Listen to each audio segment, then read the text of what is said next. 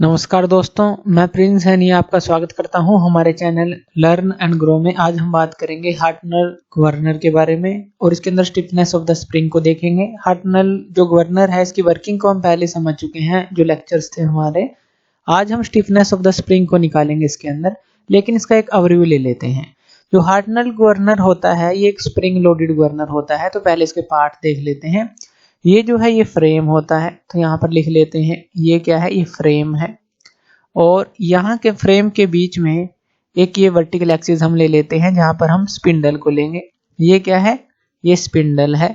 तो ये हो गया स्पिंडल। ये स्पिंडल कब रोटेट करता है, जब इंजन को जो स्पीड है उसको हम इसके स्पिंडल के साथ कनेक्ट करते हैं एक मैकेनिज्म के साथ। तो जब वो इंजन की स्पीड कम या ज्यादा होती है तो स्पिंडल भी घूमता है। तो ये स्पिंडल इस काम आता है। और यहाँ पर एक नट लगा होता है। इस नट की हेल्प से जो यहाँ पर एक स्प्रिंग होगा उसको हम टाइट या फिर लूज कर सकते हैं, यानी कि जो डाउनवर्ड फोर्स है या कंप्रेशन कहें कि वो बढ़ा सकते हैं या घटा सकते हैं। तो यहाँ पर ये इस तरह से एक स्प्रिंग लगा होता है और यहाँ पर एक कॉलर लगा होता है और उसके नीचे स्लीव लगी होती है। तो यहाँ पर ये तो हो गया स्प्रिंग। तो यहाँ पर हम लिख लेते हैं कि ये हो गया स्प्रिंग और ये हो गया यहाँ पर कॉलर। ये कॉलर की हेल्प से इसके ऊपर दबाव बनाता है और जिससे कि इस स्लीव के ऊपर, ये बाकी सारी स्लीव है, इस स्लीव के ऊपर दबाव बनता है। तो एक तरह से देखें, जो ये स्प्रिंग है ये इसके ऊपर दबाव बनाकर रखता है, एक डाउनवर्ड फोर्स लगा कर रखता है। जो भी आप यहाँ से एडजस्टमेंट करते हैं इस नट के थ्रू आप ये एडजस्टमेंट कर सकते हैं। इसको कंप्रेस भी और ज्यादा कर सकते हैं, दबाव को यानी कि बढ़ा भी सकते हैं और घटा भी सकते हैं। तो ये काम यहाँ से होता है। यहाँ पर दो रोलर लगे होते हैं, ये हो गए रोलर। तो ये हो गए रोलर, रोलर। और इन रोलर के साथ हमारे दो बेल क्रैंक लीवर लगे होते हैं। तो ये हो गया बेल क्रैंक लीवर। तो इसको हम लिख देते हैं, ये है बेल क्रैंक लीवर। दोनों तरफ ये बेल क्रैंक लीवर लगे होते हैं और पाइवटेड होते हैं। ये यहाँ से पाइवटेड होते हैं, मान लीजिए इसको O पॉइंट नाम दे देते हैं। और ये जो पाइवट होते हैं फ्रेम के साथ होते हैं। फ्रेम भी जो है जब गवर्नर घूमता है वो फ्रेम भी घूमता है, तो इसलिए ये पाइवटेड इसके साथ होते हैं और फ्रेम भी घूमता है जब गवर्नर की रोटेशन होती है। और यहाँ पर ये जो वर्टिकल आर्म होती है यहाँ पर दो बाल्स लगी होती हैं। तो ये जो है हमारी दो बाल्स हो गई। तो हम इसको बोल देते हैं कि ये जो बॉल B1 है और ये जो बॉल है ये B2 है। तो ये दो बॉल्स होती हैं। तो इस तरह से ये लगभग इसके सारे पार्ट्स होते हैं हमारे पास। अब जान लेते हैं इसके अंदर कौन कौन सी टर्म्स होती हैं। तो सबसे पहले m, स्मॉल m ले लेते हैं, mass of each ball in kg। जो ये बॉल्स हैं इनका जो मास है स्मॉल m हम ले लेते हैं। कैपिटल M ले लेते हैं, mass of the sleeve in kg। अब ये जो स्लीव है जो इसका मास है तो वो हम ले लेते हैं कैपिटल M, वो भी kg में। R1 क्या होगा, minimum radius of rotation in meter. जब ये रोटेट करेगा, एक तरह से ऐसे कह लीजिए कि जो हमारा यहाँ से यहाँ तक की स्पिंडल एक्सिस तक, सेंटर ऑफ द बॉल से, इस समय देखें सेंटर ऑफ द बॉल से यहाँ तक की जो रेडियस होगी स्पिंडल एक्सिस तक की, वो चीज अगर हम देखें, अगर ये बॉल इस तरफ मूव करती है यानी कि जो स्लीव हमारी नीचे की तरफ मूव करती है तो रेडियस जो है कम होगी यहाँ पर। तो मिनिमम रेडियस की बात कर रहे हैं तो उसको हम R1 बोलेंगे। तो ये minimum radius of rotation in meter होगी। इसी तरह से R2 maximum radius of rotation होगी मीटर में जब ये बॉल जो है बाहर की तरफ जाएगी। अब जब ये अंदर की तरफ जाएगी तो स्लीव जो है नीचे की तरफ जाएगी, और जब ये बॉल बाहर की तरफ जाएगी तो ये क्रैंक लीवर जो लगे हैं हमारे बेल क्रैंक लीवर, ये इसको ऊपर की तरफ पुश करेंगे तो ये ऊपर की तरफ जाएगा और स्प्रिंग में कंप्रेशन आएगा। तो ये ध्यान रखना है कि अगर हम मिनिमम की बात करें तो ये इस तरफ आएगी, और अगर हम रेडियस मैक्सिमम की बात करें तो ये इस तरफ जाएगी। तो यहाँ से यहाँ तक का डिस्टेंस तभी तो बढ़ेगा, इस स्पिंडल एक्सिस से जो बाल जो है दूर तक जाएगी, बाहर की तरफ जाएगी, तभी वो मैक्सिमम रेडियस होगी। अगर ये अंदर की तरफ जाएगी तो ये डिस्टेंस कम होता जाएगा यहाँ से यहाँ तक का, तो वो इसलिए मिनिमम रेडियस हमने बोली थी, ये मैक्सिमम होगी कि ये बाहर तक जाएगी। तो R2 होगी maximum radius of rotation in meter. ω1 और ω2 हमने ले ली angular speed of the governor at minimum और मैक्सिमम रेडियस। मिनिमम रेडियस हमने समझा, मैक्सिमम रेडियस हमने समझा। ω1 और ω2 वो एंगुलर स्पीड है कि जब मिनिमम रेडियस थी और जब मैक्सिमम रेडियस थी। तो ये हमने मान लिया। इसी तरह से S1 और S2 हमने मान ली कि जो spring force exerted on the sleeve होगी। अब जब यहाँ पर एंगुलर स्पीड के साथ ओमेगा 1 के साथ मान लीजिए मूव कर रहा है, तो S1 जो होगी स्प्रिंग फोर्स एक्सर्ट होगी इस स्लीव के ऊपर, क्योंकि स्प्रिंग उसके ऊपर फोर्स लगाएगा। इसी तरह से मान लीजिए ओमेगा 2 यानी कि मैक्सिमम रेडियस पर जब वो घूम रहा है तो तब जो है स्प्रिंग फोर्स लगेगी इस स्लीव के ऊपर, तो वो हमने मान ली कि S2 है। FC1 और FC2 हमने मान ली कि सेंट्रीफ्यूगल फोर्स है ओमेगा 1 और ओमेगा 2 पर, यानी कि जो मिनिमम उसकी स्पीड है, जो एंगुलर स्पीड है जो कि रेडियस मिनिमम पर होगी, और इसी तरह से ओमेगा 2 जो मैक्सिमम उसकी एंगुलर स्पीड है जो कि रेडियस मैक्सिमम पर होगी। तो FC1 और FC2 हमने सेंट्रीफ्यूगल फोर्सेस मान ली उसी के कोरस्पॉन्डिंग। S मान ली हमने स्टिफनेस ऑफ द स्प्रिंग, क्योंकि इसकी स्टिफनेस तो कुछ ना कुछ होगी, तो S मान ली stiffness of the spring. X मान ली length of the vertical. Length of the vertical यहाँ पर क्या है, जो ये चीज है, यहाँ से इस पाइवट पॉइंट से अगर हम देखें और यहाँ तक, ये जो लेंथ ऑफ द वर्टिकल है ये हमने मान ली कि ये X है। इसी तरह से जो Y है वो लेंथ ऑफ द हॉरिजॉन्टल हमने मान ली। लेंथ ऑफ द हॉरिजॉन्टल क्या है, इसी बेल क्रैंक लीवर में हम देखेंगे, इसी बेल क्रैंक लीवर में, और ये कहां से कहां तक होगी, जो रोलर का सेंटर है ये वाला, ये रोलर का सेंटर है, और ये जो पाइवटेड सेंटर है ये यहां से, ये हम मान लेते हैं कि ये Y है। तो Y हो गई length of the horizontal. R हो गया distance of the fulcrum O from the governor axis, और आप कह सकते हैं कि जो R है वो रेडियस ऑफ रोटेशन है जब जो गवर्नर है मिड पोजीशन में है, जैसे अभी है, ना मिनिमम पे है और ना मैक्सिमम पे है, इसकी रेडियस अभी मिड पोजीशन पर है। तो ये आप कह सकते हैं कि ये वो रेडियस ऑफ रोटेशन है जब गवर्नर उसकी मिड पोजीशन पर है, और वो भी मीटर में ही हम लेंगे जैसे हमने यहाँ पर ये रेडियस ली थी। तो इस तरह से हम समझे कि जो हार्टनर गवर्नर है उसके पार्ट क्या होते हैं, उसकी जो मेन टर्म है ये क्या होती हैं। तो चलिए अब इसको समझ लेते हैं। इसका हम हाफ पोर्शन ले लेंगे, हाफ लेफ्ट वाला पोर्शन ले लेते हैं, और उसके थ्रू हम निकालते हैं जो स्टिफनेस ऑफ द स्प्रिंग है को वो क्या आएगी। तो यहाँ पर हम पहले तो दो एक्सिस बना लेते हैं जो वर्टिकल एक्सिस हैं। अब ये दो एक्सिस कौन कौन से हैं, ये जो एक्सिस है हमने ये बनाया है जो ब्लैक कलर में लाइन दिखाई है, और ये वाला जो रेड कलर में लाइन दिखाई है ये वाला है, यानी कि ये बिल्कुल सेंटर वाला एक्सिस है जो कि हम हाफ ले रहे हैं लेफ्ट की साइड, और ये जो बॉल और पाइवटेड वाला जो वर्टिकल एक्सिस है ये हमने लगाया है। तो चलिए पहले हम मान लेते हैं कि जो मिनिमम पोजीशन है वो क्या है। अब ये वाली जो एक्सिस है हमने यहाँ पर लगा ली, तो यहाँ पर ये हमने मिनिमम पोजीशन मान ली। तो ये किसके लिए है, ये मिनिमम पोजीशन के लिए है, ध्यान रखना है। क्यों, क्योंकि बॉल जो है अंदर की तरफ आई है। बॉल अगर अंदर की तरफ आएगी यानी कि जो स्प्रिंग जो है नीचे की तरफ जाएगा, और ये जो स्लीव है नीचे की तरफ जा रही है। तो बॉल अंदर की तरफ आ रही है तो स्लीव नीचे की तरफ जा रही है, तो इसलिए मिनिमम हमने मान ली मिनिमम पोजीशन। और यहाँ पर हम कुछ चीजें मान लेते हैं, जो फोर्सेस हैं यहाँ पर वो क्या क्या लगेंगी। तो सबसे पहले तो जो ये सेंटर है, जो कि हमने माना था कि जो वर्टिकल डिस्टेंस होता है वो कितना होता है, तो वो हमारा होता है, अगर हम यहाँ से यहाँ तक x1 हम ले लेते हैं तो ये x1 हो गया जो वर्टिकल है। इसी तरह से अगर हम हॉरिजॉन्टल की बात करें जो ये थी, ये वाली ये, तो ये हम ले लेंगे y, तो ये y हो गया। और अगर इस तरह से हम देखें, ये जो है हॉरिजॉन्टल ये y1 हम लेंगे, यानी कि ये आर्म हमने y ली है, और इसी तरह से ये आर्म जो होगी वो x होगी। पहले तो हमारा यहाँ पर था ये मिड पोजीशन में, ये बॉल यहाँ पर थी जैसे कि यहाँ पर दिखाई गई है, लेकिन मिनिमम रेडियस के लिए ये आगे की तरफ चली गई, इस तरफ चली गई। अब यहाँ पर जो है ये हमने x1 मान लिया वर्टिकल सीधा, और ये हॉरिजॉन्टल सीधा y1 मान लिया, लेकिन इस आर्म को हमने x ही लिखा और इस आर्म को हमने y ही लिखा है, ये ध्यान देना है। अब यहाँ पर ये जो एंगल है इसको हम मान लेते हैं कि ये θ1 है। इसी तरह से जो ये यहाँ पर ये एंगल है ये θ1 मान लेते हैं, यानी कि इस हॉरिजॉन्टल के साथ ये और इस वर्टिकल के साथ ये, यानी कि यहाँ से ये इस तरफ थीटा मूव की, और हॉरिजॉन्टल से ये थी जो हमारी आर्म ये थी, ये भी हमारे नीचे θ1 मूव की, तो θ1 हमने ये मान लिया।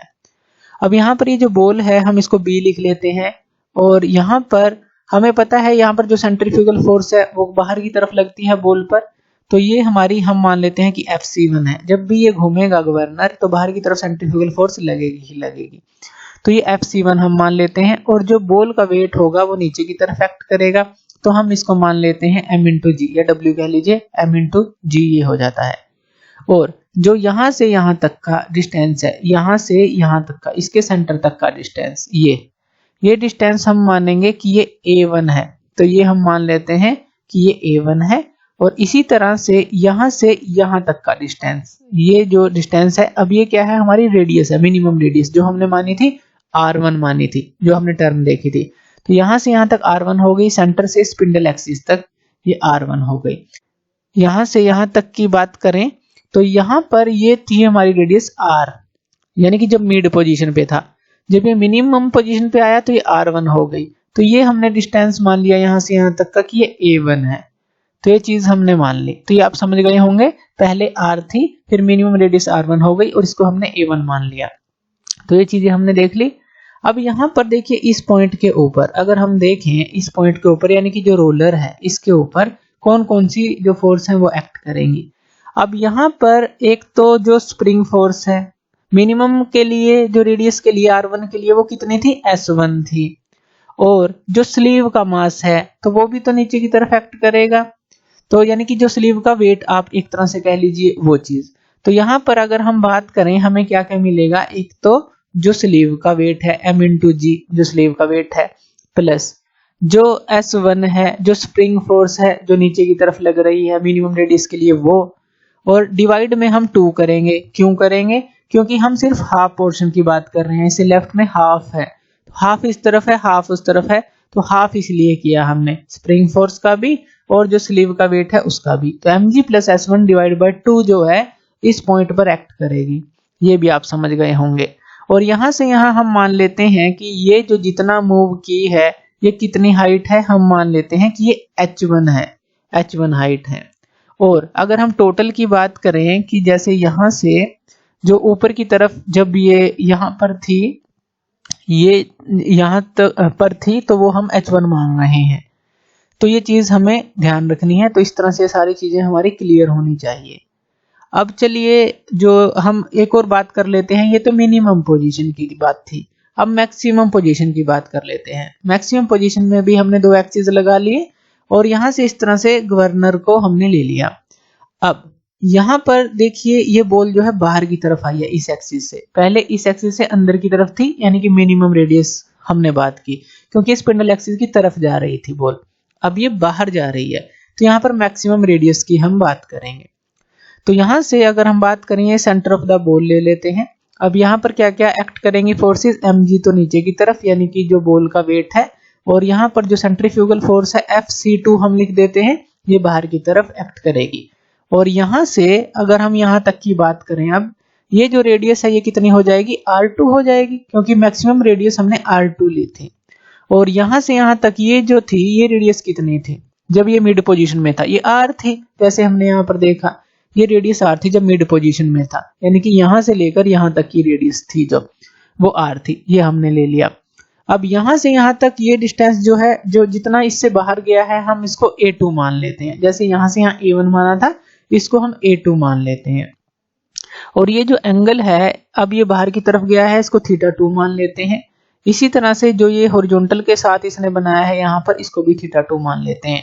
ये आर्म क्या है, y है हमारी, ये आर्म क्या है, x है। और अगर हम वर्टिकल डिस्टेंस देखें तो ये कितना होगा, ये हमारा हो जाएगा x2 यहाँ पर। और अगर यहाँ पर हॉरिजॉन्टल डिस्टेंस देखें, इस पॉइंट से यहाँ पर एक लाइन लगाएं, तो ये जो है हमारा, ये कितना होगा, ये y2 हो जाएगा। और अब ये जितना ऊपर गया है यहाँ से यहाँ, अगर यहाँ से यहाँ देखें तो ये कितना हो गया हमारा, ये हो गया h2। जैसे ये नीचे गया था h1, ये ऊपर की तरफ गया h2। अगर हम इसी लाइन को इस तरफ लेकर आते हैं, इस तरफ लेकर आते हैं, तो ये जो टोटल हाइट बनती है, स्पिंडल एक्सिस पर देखते हैं, ये जो टोटल हाइट बनती है h1 और h2, इसको हम बोलेंगे कि ये जो टोटल हाइट है मिनिमम जो रेडियस के लिए और मैक्सिमम के लिए, इसको हम h बोल देंगे। यानी कि जो h होगा हमारा, वो h1 + h2 के बराबर हम लेंगे। तो ये भी हमें ध्यान रखना है। तो यहाँ से हमने मिनिमम के लिए और मैक्सिमम के लिए देखा, तो h है, यानी कि h1 + h2 के बराबर इसको हम लेंगे। तो ये सारी चीजें आपके क्लियर है। अब यहाँ पर इस पॉइंट पर कितना फोर्स लगेगा, जो स्प्रिंग फोर्स है और जो स्लीव का वेट है वो हमारा नीचे की तरफ एक्ट करेगा। और यहाँ पर ये रहेगा m.g + h2 आ जाएगा, क्योंकि ये मैक्सिमम रेडियस के लिए है। और डिवाइड में क्या आ जाएगा, 2, यहाँ पर mg plus s1 divide by 2 था, या mg plus s2 divide by 2 होगा, क्योंकि मैक्सिमम रेडियस के लिए जो स्प्रिंग फोर्स है वो s2 होगी। तो ये भी हमारी सारी चीजें क्लियर हो गई। ये सारी चीजें हमें क्लियर होनी चाहिए, तभी हम इसको आगे सोल्व कर पाएंगे। तो चलिए, इतना करने के बाद हम यहाँ पर मिनिमम पोजीशन, ये हम यहाँ पर लिख लेते हैं, ये मैक्सिमम पोजीशन है और ये मिनिमम है। मिनिमम पोजीशन के लिए अगर हम निकालें, जो रेडियस ऑफ रोटेशन है वो हमारी किस तरह से चेंज हुई, r से r1 चेंज हुई। पहले ये मिड पोजीशन पे था r पे, तो r से ये r1 पे चेंज हुई, यही हुआ है। यानी कि जब ये r से r1 चेंज हुई तो यहाँ पर जो स्प्रिंग था हमारा, उसकी जो फोर्स थी, तो उसके अंदर अगर हम कंप्रेशन ऑफ द स्प्रिंग देखें या फिर लिफ्ट ऑफ द स्लीव की बात करें, जो H1 हमने यहाँ पर ली है, तो ये हम क्या निकाल सकते हैं। देखिए, अब जैसे थीटा होती है वो आर्क बाय रेडियस होती है, वो हमें पता है फॉर्मूला। थीटा क्या होता है, यानी कि एंगल क्या होता है, आर्क बाय रेडियस। तो यहाँ पर भी इसी तरह से H1 बाय वाई जो है ये हमारे पास आ जाएगा। H1 बाय वाई आप इसको लिख सकते हैं, जो कि आप लिफ्ट की बात करें, जो स्लीव की लिफ्ट है, या फिर कंप्रेशन ऑफ द स्प्रिंग की बात करें, तो H1 बाय वाई आप इसको लिख सकते हैं। अब H1 बाय जो y है, H1 बाय यानी कि ये जो आर्म हमने y ली है, अब इसको आप क्या लिख सकते हैं, इसको जो है आप इसी तरह से, ये तो हमने हॉरिजॉन्टल आर्म के लिए लिखी है, वर्टिकल आर्म के लिए आप इसको क्या लिखेंगे, ये जो A1 है और डिवाइड बाय x, जैसे यहाँ पर लिखा है H1 डिवाइड बाय y, इसी तरह से A1 डिवाइड बाय x लिखेंगे। तो आप इसको वर्टिकल के लिए A1 डिवाइड बाय x लिख सकते हैं। अब यहाँ पर जो A1 है, अगर आप A1 की वैल्यू को पुट करें, A1 की वैल्यू क्या आएगी, ये जो हमारा पूरा यहाँ पर कंप्लीट R है, और ये जो R1 है, तो R में से R1 को घटा दें तो वो A1 आ जाएगी। तो आप इसको क्या लिख सकते हैं, R माइनस R1, जो A1 है उसको इसके बराबर लिख सकते हैं, और डिवाइड में x आ जाएगा। ये आप समझे। तो ये मिनिमम पोजीशन के लिए है। इसी तरह से अगर हम मैक्सिमम पोजीशन के लिए देखें, जब रेडियस r से r2 में चेंज हुई, r से r2 पर गई, तो यहाँ पर आप क्या लिखेंगे, h2 बाय y, यानी कि h2 और ये जो आर्म y है इक्वल टू वर्टिकल आर्म के लिए ये कितना है हमारे पास a2 और ये कितना है x, तो यहाँ पर क्या आ जाएगा, a2 बाय x आ जाएगा। अब a2 को आप क्या लिख सकते हैं, इस a2 को r2 माइनस r, यही है ना, r2 माइनस r, ये लिख सकते हैं। तो a2 को हम लिख देंगे r2 minus r divide by x, तो इसके लिए ये आ जाएगा। अब ये इक्वेशन फर्स्ट हम ले लेते हैं, ये इक्वेशन हम सेकंड ले लेते हैं। अब इन दोनों इक्वेशन को ऐड कर देते हैं हम, तो इन दोनों इक्वेशन को ऐड करते हैं तो हमें क्या मिलेगा, तो ध्यान से देखिएगा और उसको याद रखिएगा आप। तो हम दोनों को ऐड कर देंगे, हमें मिलेगा h1 plus h2 divide by जो y है, और equal to r2 minus r1 divide by x है। तो इन दोनों इक्वेशन को ऐड करके हमें ये मिलेगा। और आप इसको ऐसे लिख सकते हैं, h1 प्लस h2 किसके बराबर था, h के, तो h बाय y, और यहाँ पर ये लिख सकते हैं r2 minus r1 bye x। ये आप समझ गए होंगे ये किस तरह से आया है, जब हमने इन दोनों को ऐड किया, h1 बाय y और h2 बाय y को, तो h1 plus h2 divide bye y आ गया। h1 प्लस h2 किसके बराबर था, h के बराबर, और ये हमारी जब ऐड होगी यहाँ पर, तो r और r कैंसिल आउट हो जाएगा। तो यहाँ पर इस तरह से ये हमें इक्वेशन मिल जाएगी, r2 minus r1 divide by x, ये इक्वेशन मिल जाएगी। तो ये आप समझ गए होंगे। तो दोनों को ऐड करना है बस। अब यहाँ से अगर हम h की वैल्यू को निकालें, तो h की वैल्यू हमारे पास क्या आ जाएगी, ये आ जाएगी r2 माइनस r1, और यहाँ पर y बाई x आ जाएगा, क्योंकि ये y उस तरफ जाएगा और डिवाइड में x है, तो h की वैल्यू हमारे पास ये आ जाती है। ये हम समझ गए कि जो टोटल h है ये आया मिनिमम और मैक्सिमम के लिए जो रेडियस थे। अब जो मिनिमम पोजीशन है, मिनिमम पोजीशन के लिए हम जो फोर्सेस हैं उनको देखेंगे। तो हम मोमेंट लेंगे अबाउट पॉइंट O, यानी कि ये जो पॉइंट O है इसके अबाउट, ये जो पॉइंट था हमारा O पॉइंट था, ये जो था पॉइंट ये, तो इसके अबाउट हम मोमेंट लेंगे। अब यहाँ पर जो हमारी एंटी क्लॉकवाइज चलेंगी उनको हम क्लॉकवाइज जो रोटेशन है उसके बराबर लिखेंगे। तो इस तरह से करेंगे, क्लॉकवाइज को पॉजिटिव ले लेते हैं, एंटी क्लॉकवाइज को नेगेटिव ले लेते हैं। तो चलिए इसको हम सोल्व करते हैं।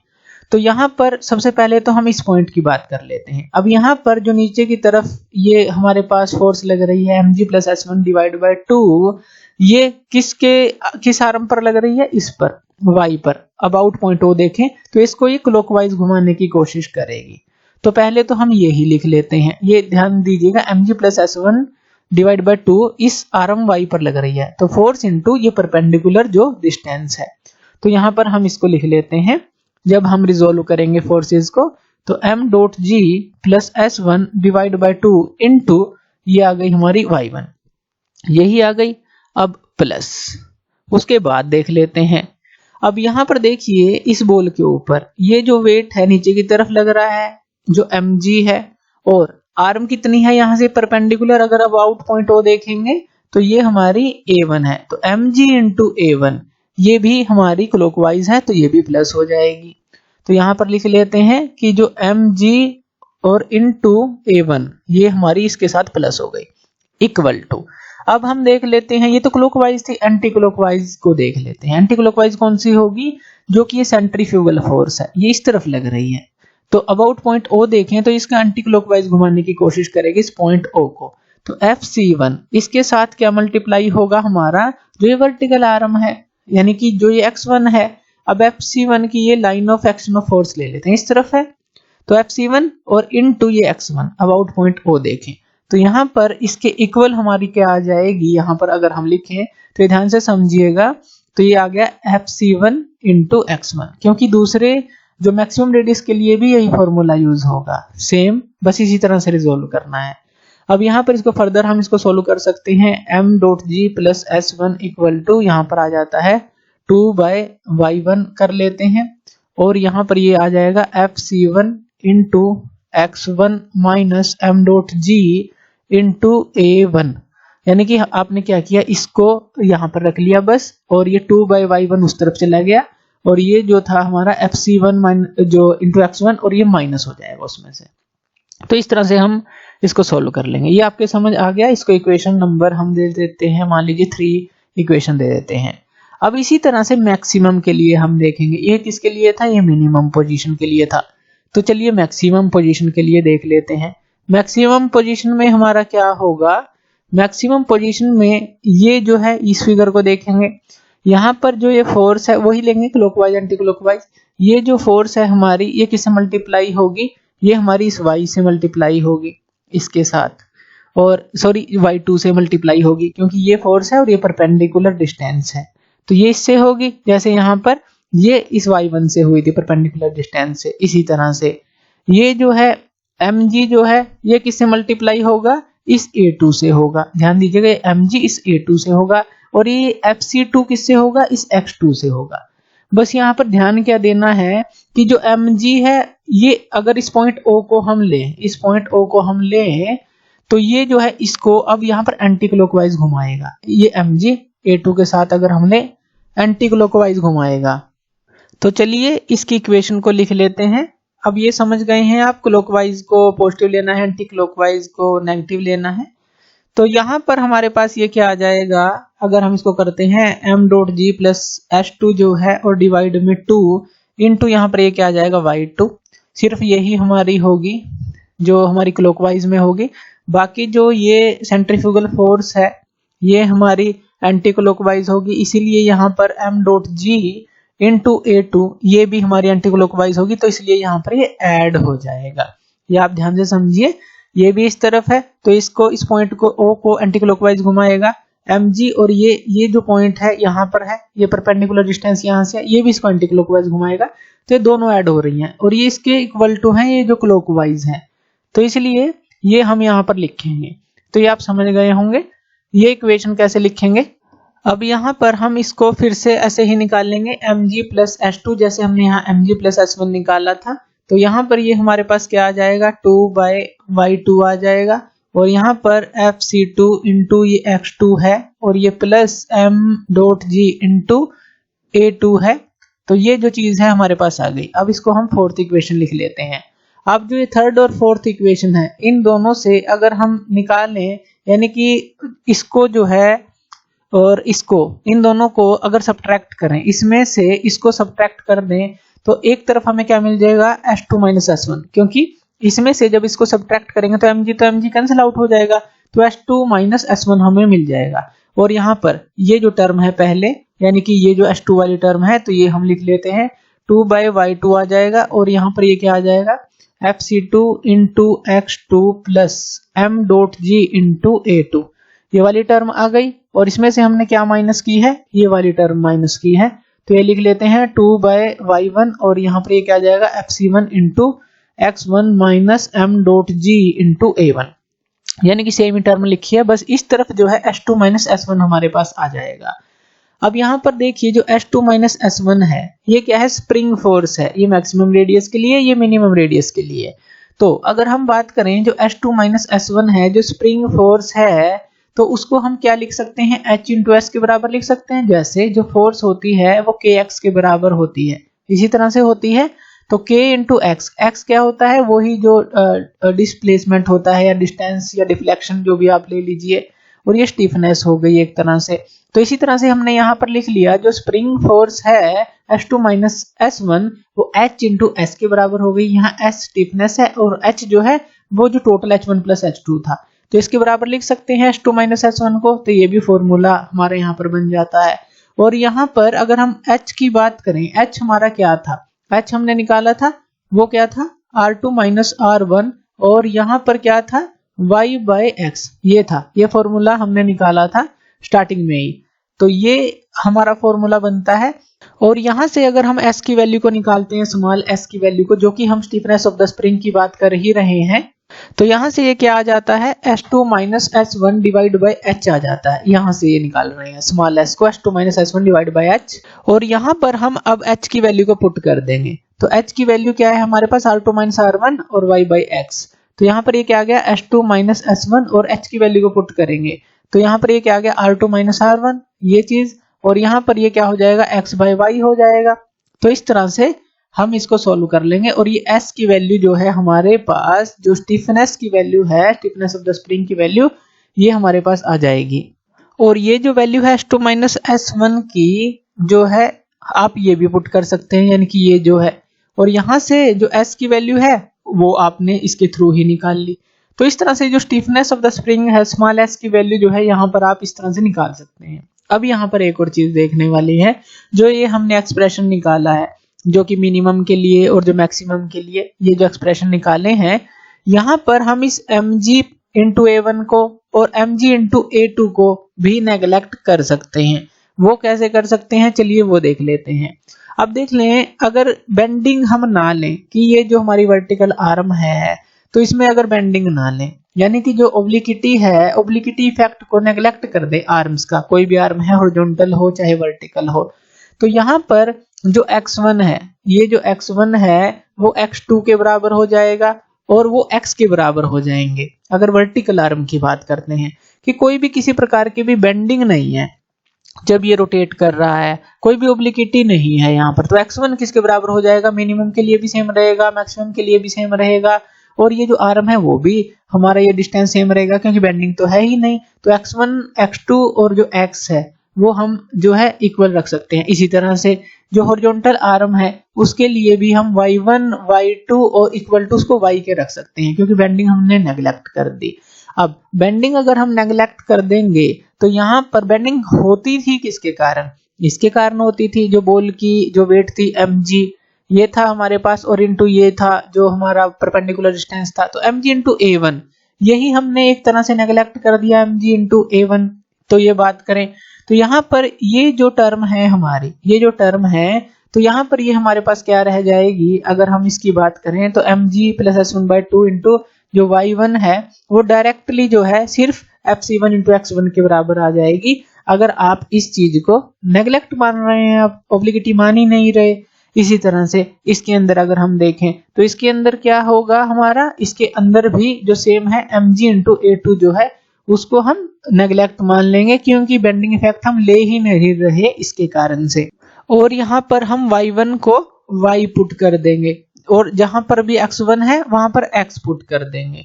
तो यहाँ पर एक तरह से अगर हम इस केस को लें तो यहाँ पर ये हमारी वैल्यू आ क्या जाती है, जब हम ओब्लिक्विटी को नेगलेक्ट कर देते हैं तो mg प्लस जो s1 है ये आ जाएगा हमारा 2fc1 और इनटू x बाई वाई। तो ये चीज जो है हमारी आ जाती है जब हम ओब्लिक्विटी को नेगलेक्ट कर देते हैं। क्यों, देखिए mg प्लस s1 है, यहाँ पर y आ जाएगा, तो 2 जो है उस तरफ जाएगा तो 2fc1 और इसको हम x पुट कर देंगे तो यहाँ पर एक आ जाएगा x और ये y इसके नीचे आ जाएगा, तो ये आ जाता है हमारे पास।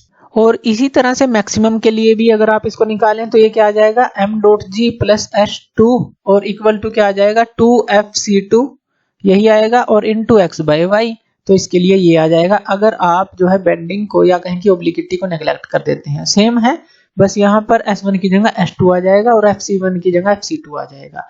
x1 इक्वल टू x हम ले ही रहे हैं, x2 इक्वल टू x ले रहे हैं और y1 equal to y, y2 equal to y ले ही रहे हैं, तो ये हमारे पास आ जाता है।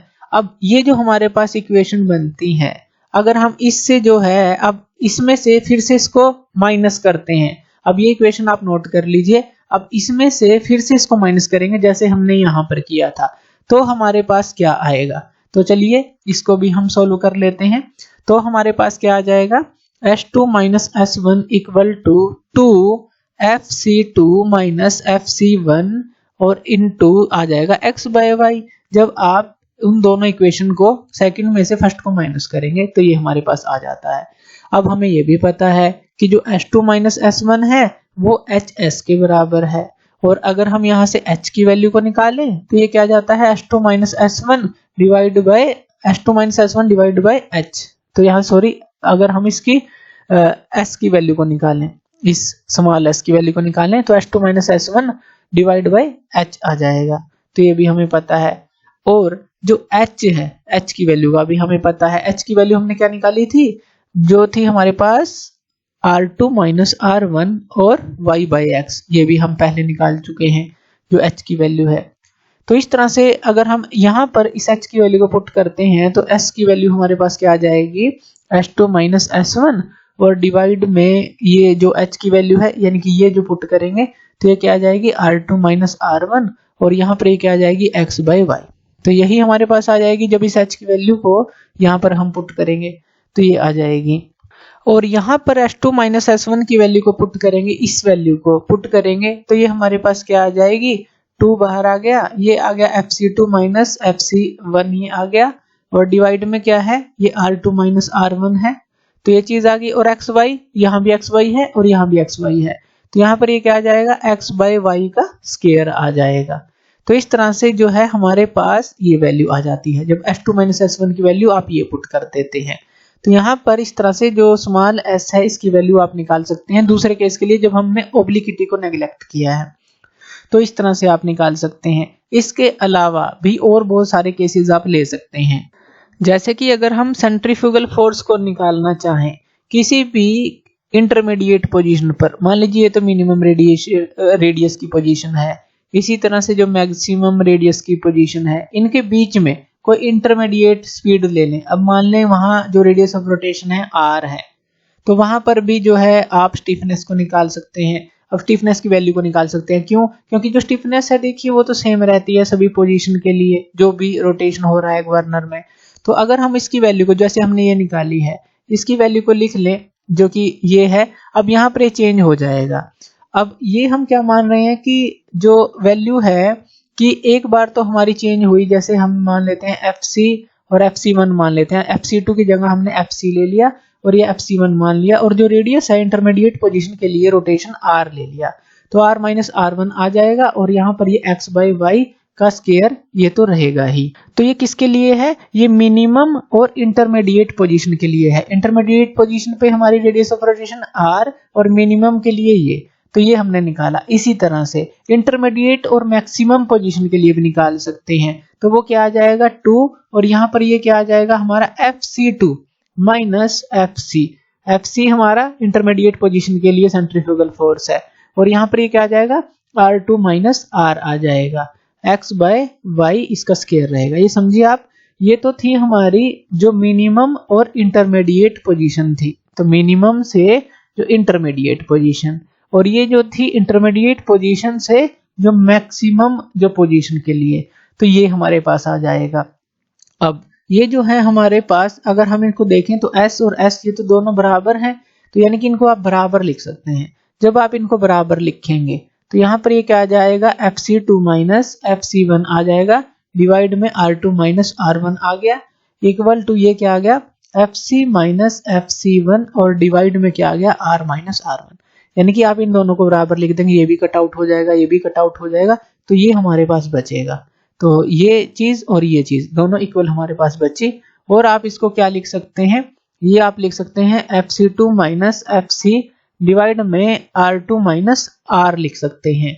ये हमने किससे रिलेट की है, इस इक्वेशन से, इस इक्वेशन से और इससे भी की है।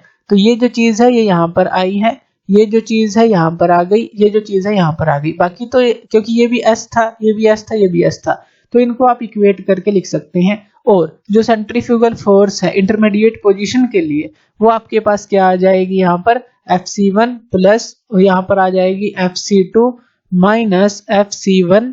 और इसके बाद यहाँ पर बस ये सोल्व करना है हमें, ये आ गया R माइनस R1 और ये आ जाएगी R2 माइनस R1। ये किसके लिए सोल्व किया गया है, ये इसके इन दोनों टर्म के लिए सोल्व किया गया है, तभी ये हमारी FC की वैल्यू यहाँ से हमने निकाली है। ये हमने इससे निकाली है इन दोनों से। अब हम इसका और इसका यूज करके भी FC की वैल्यू को निकाल सकते हैं, यानी कि ये जो FC है, तो इस FC की वैल्यू हमारे पास क्या आ जाएगी, तो यहाँ पर ये क्या आ जाएगी FC2 माइनस, ये आ जाएगा FC2 माइनस FC1, यही आ गया। और R2 माइनस R ऊपर चला गया, R2 माइनस R और डिवाइड में ये क्या है R2 माइनस R1। तो इस तरह से, यानी कि ये तो हो गई हमारी मेन जो इक्वेशन हमने निकाली थी। इसको इससे इक्वेट करके FC की वैल्यू निकाल लेंगे या इसको इससे इक्वेट करके FC की वैल्यू निकाल लेंगे किसी भी इंटरमीडिएट पोजीशन के लिए। जैसे कि हमने ये देखी मिनिमम और मैक्सिमम रेडियस ऑफ रोटेशन थी, उनके बीच की कोई भी पोजीशन आप लेकर सेंट्रीफ्यूगल फोर्स की वैल्यू को निकाल सकते हैं। तो ये था हमारा हार्टनल गवर्नर। उसके अंदर हमने देखी जो स्टिफनेस ऑफ द स्प्रिंग है वो हम किस तरह से फाइंड आउट कर सकते हैं। तो थैंक यू वीडियो देखने के लिए, और इसी तरह की वीडियोस के लिए आप हमारे चैनल लर्न एंड ग्रो पे हमें सब्सक्राइब कर सकते हैं। धन्यवाद।